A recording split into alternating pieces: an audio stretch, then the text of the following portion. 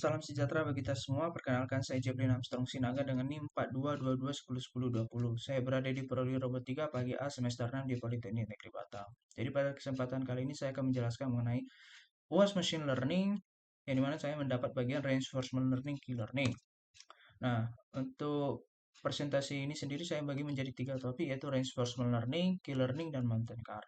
Nah, langsung saja ke reinforcement learning. Apa itu reinforcement learning? Nah, reinforcement learning merupakan tipe algoritma machine learning yang bisa membuat agent bekerja secara otomatis untuk menentukan perilaku yang ideal. Nah, di sini agent akan dibuat untuk menghadapi environment seperti game atau permainan.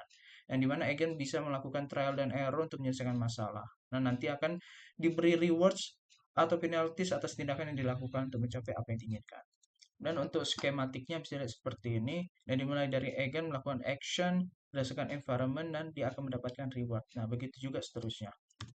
Kemudian untuk metode dari reinforcement learning ini ada temporal difference, policy gradient methods, actor critic methods, DQ, dan Monte Carlo methods. Nah, di temporal difference ini terdapat SARSA, state action reward, state action, dan key learning.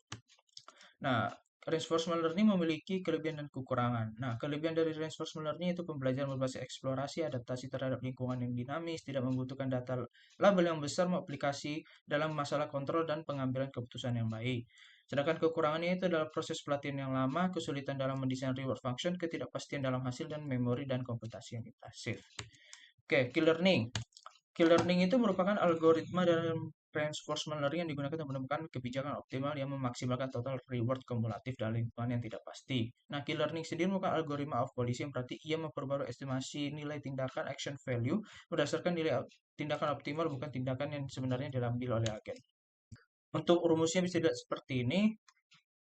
Di sini S adalah eh, situasi sekarang, A adalah tindakan yang diambil, R adalah reward yang diterima, S apostrophe atau S prime adalah kondisi baru atau situasi baru, A adalah A apostrophe adalah kondisi baru yang dilakukan berdasarkan situasi yang baru. Kemudian ada alpha merupakan learning rate dan gamma adalah discount factor. Kemudian saya akan masuk ke Mountain Car. Nah, Mountain Car ini sendiri adalah salah satu bagian dari project algoritma learning key learning. Nah, di sini saya menggunakan Mountain Car. Nah, untuk environment-nya bisa dilihat seperti ini, ada bendera warna kuning, ada gunung atau bukit, ada mobil warna hitam. Nah, di sini misinya bagaimana mobil ini bisa mencapai ke bendera warna kuning dengan menggunakan program key learning. Baiklah, di sini saya akan menjelaskan mengenai program key learning Mountain Car. Nah, untuk visual environment-nya bisa dilihat seperti ini. Di sini ada mobil, di sini ada bendera kuning, di sini ada gunung atau bukit. Nah, tujuannya itu agar mobil ini bisa dapat ke bendera kuning ini. Nah, untuk programnya bisa lihat seperti ini. Saya menggunakan 4 library, yaitu Gymnasium untuk visualisasi simulasi, ada NumPy untuk komputasi matematik, ada Matplotlib untuk visualisasi data, ada Pickle untuk menyimpan dan mengambil data key table ke atau dari sebuah file. Nah, sini ada fungsi run, episode is training jika dalam model pelatihan, maka dia akan true, jika dalam model pengujian dia akan false.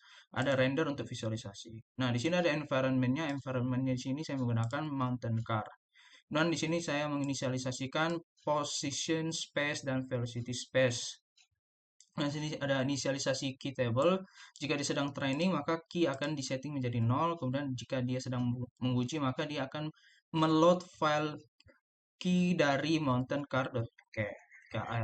Kemudian di sini parameternya, learning rate-nya 0,9, artinya agentnya akan sangat cepat dalam belajar. Kemudian discount factor-nya 0,9, artinya agennya akan menganggap reward masa depan sepenting reward masa sekarang. Kemudian ada epsilon, jika dia dalam model pelatihan, maka dia akan full mengeksplorasi. Kemudian ada epsilon di caret, kemudian RNG sebagai random number generator. Dan di sini ada untuk men-save reward per episodenya. Nah, untuk setiap episodenya, pertama kali dia akan mereset semua status. Kemudian jika sedang berjalan, dan jika dia sedang training, maka dia akan melakukan aksi random. Nah, jika tidak, dia akan bergerak sesuai nilai key tertinggi. Kemudian, sini melakukan kerjaan dan mendapatkan feedback. Dan jika dia sedang training, maka dia akan melakukan seperti pada rumus yang saya jelaskan pada PPT. Kemudian di sini adalah perbarui status dari setiap state, dan di sini pengakumulasian rewards. Nah, di sini ada epsilon, di sini ada store untuk store rewards per episodenya. Kemudian ada di sini environment-nya close untuk menutup environment. Dan di sini ada save key table. Jika dia sedang training, maka dia akan membuka file mountain.car.pkl dan menyimpan file key table-nya. Kemudian di sini untuk mengkalkulate dan menampilkan rata-rata dari setiap rewards.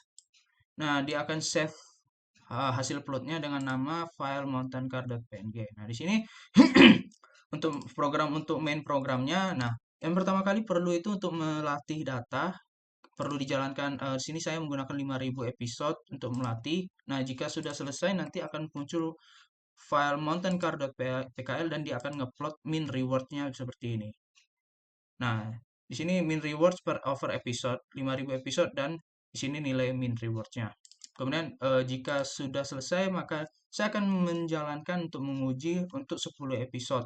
Nah, jika saya jalankan, maka hasilnya akan seperti ini. Nah, bisa dilihat dia akan menuju ke bendera kuning. Nah, seperti itu. Yang penting di sini adalah posisi dan kecepatan dari mobil itu sendiri. Baiklah, sekian dari presentasi saya. Jika ada kesalahan dalam tutur kata, mohon dimaafkan. Akhir kata saya ucapkan terima kasih.